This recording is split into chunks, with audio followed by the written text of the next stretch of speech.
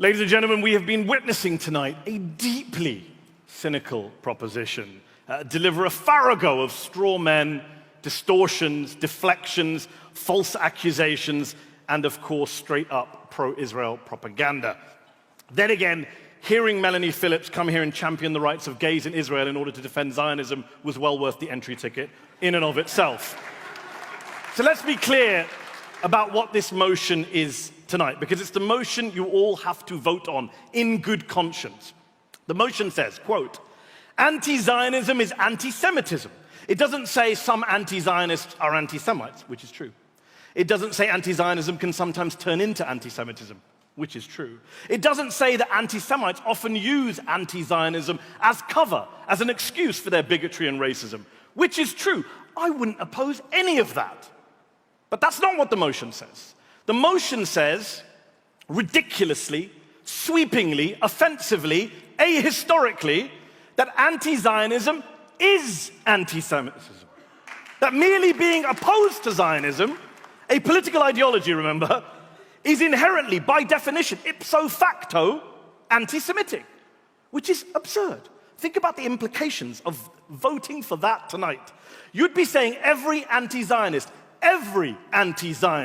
is a bigot, a racist, and an anti-Semite by definition. Even the many Jewish and Israeli anti-Zionists. So Ilan, Jewish historian, born and raised in Israel, served in the Israeli military. He's an anti-Semite. That's what they want you to believe. That's what they want you to vote for tonight. So is the former Speaker of Israel's own parliament, the Knesset, Avraham Berg. Melanie would say he's a self-hating Jew. So is my Intercept colleague, Naomi Klein, the acclaimed author and climate change activist. So is Noam Chomsky. He's an anti-Semite as well. They want you to vote for them and say that the thousands of Haredi, ultra-Orthodox, anti-Zionist Jews who oppose Zionism for religious theological reasons, they're anti-Semites too. That's what they want. That is what they are asking you to vote for tonight. It's absurd and it's ahistorical. Don't take my word for it. Listen to the 35 top Israeli Jewish scholars and academics, historians of the Holocaust, who came together just a few months ago and published an open letter in which they wrote, and I quote, many victims of the Holocaust opposed Zionism. On the other hand, many anti-Semites supported Zionism. It is nonsensical and inappropriate to identify anti-Zionism with anti-Semitism. End quote. Are they anti-Semites too? Really? All 35 of them? By the way, in terms of the history they refer to in their letter, it is an undeniable, indisputable fact that many, many European anti-Semites, as Ilan alluded to, did support Zionism at the outset. They did embrace the founder of Zionism, Theodor Herzl, because for their own selfish racist reasons, they shared his goal of treating Jews as a foreign, separate nation and getting them out of Europe. Take British Foreign Secretary Arthur Balfour, author of the 1917 Balfour Declaration, in favor of Zionism. Balfour dismissed Jews as, quote, an alien and hostile people. He sponsored legislation to keep Jewish refugees out of the UK. The only Jewish member of the cabinet at that time, Sir Edwin Samuel Montagu, opposed the Balfour Declaration and called Zionism a mischievous political creed. Yet apparently, according to the proposition tonight, Montagu's the anti-Semite and Balfour isn't. That's the madness that you're going to vote for tonight. This motion is not just ahistorical, not just absurd, not just offensive. It's a distraction. It's a dangerous distraction from the very real and murderous anti-Semitism that is on the rise, and that comes not from the left, not from anti-Zionists, not from the BDS movement, as Melanie would have you believe, but from a resurgent far right. In Germany, according to official figures, in 2017, 9 out of 10 anti-Semitic hate crimes were carried out by far right or neo-Nazi groups. I live in the US. 2 synagogue attacks in the space of 6 months. 12 innocent Jewish worshippers murdered in cold blood by far-right white nationalists. And yet the proposition tonight, like the Netanyahu government, like the Trump administration, want you to ludicrously believe that the threat to Jews right now, the real rise in the new anti-Semitism, comes from the anti-Zionists, from the BDS movement, from the Palestinians, and not from the murderous far-right. When the irony is that Netanyahu, Prime Minister of the world's only Jewish state, has been cozying up to some of the worst anti-Semites on the right, who also happen to be proud Zionists. Let's be clear about that. many of the most prominent, influential, right-wing anti-Semites today, Donald Trump, Viktor Orban, Steve Bannon, they're not anti-Zionists. They're hard-right, hardcore Zionists and pals of Netanyahu. Let's also just deal with some of the canards we've heard tonight from the proposition. Einat mentioned that it's anti-Semitic to suggest Israel is born in sin. Every black American I know says to me and says to everyone else that the United States was born in sin. Slavery was a sin at the start of the United States. No one accuses them of being anti-white racists or anti-American racists. It's just a statement of historical fact. They say the proposition that when you oppose Zionism, you're denying Jews and no one else a right to self-determination, which is just flat false.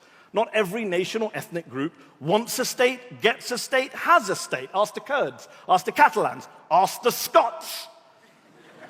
There are more than 5,000 ethnic groups in the world today, but only 193 member states of the United Nations. Take the Druze, an Arab ethnic minority group. 100,000 or so live in Israel.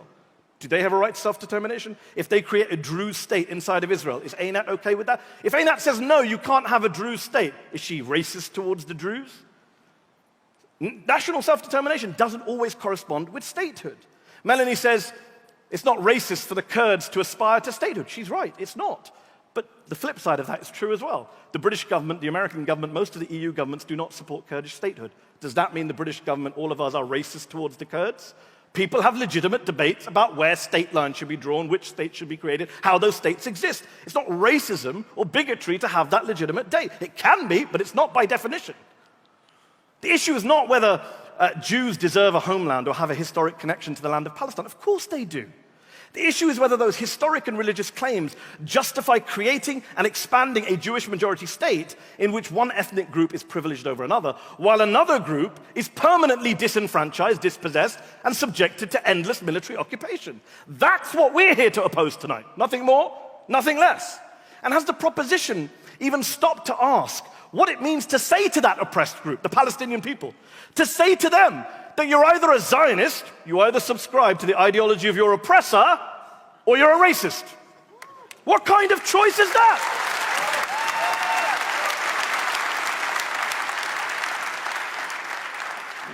Melanie says tonight that denying Jewish nationhood is racist, it's anti-Semitic.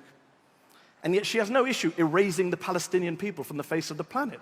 She said in her speech that only the Jews have a unique right to nationhood and statehood in that part of the world, not the Palestinians. What is that? Is that not bigotry? Is that not racism? Is that not wiping a people off the face of the planet? But this is what you'll be voting for tonight, if you vote for the proposition. This is what the Israeli, pro-Israeli argument has always been, to silence the Palestinians, to silence their opposition to occupation, to silence their resistance as Palestinian citizens living inside of Israel, to a nationalistic ideology which treats them like second-class citizens, which denies them many of the rights and privileges of the majority. And one thing I want to make clear to you tonight, you don't have to be an anti-Zionist to vote with me and Ilan tonight. You don't even have to be a critic of Israel. You can be the biggest supporter of Israel in the world and vote with the opposition. All you have to be is someone who recognizes that it is an egregious smear, a naked slur, to claim, to label those of us, Jews and non-Jews alike, who oppose a political ideology in good faith, because we think it's unjust, iniquitous, oppressive, to label us as anti-Semites for holding that political view. All you have to be is someone who recognizes that the claim that we hate or are opposed to Jews simply because we don't agree with the idea of a state that privileges one group over another makes us racists.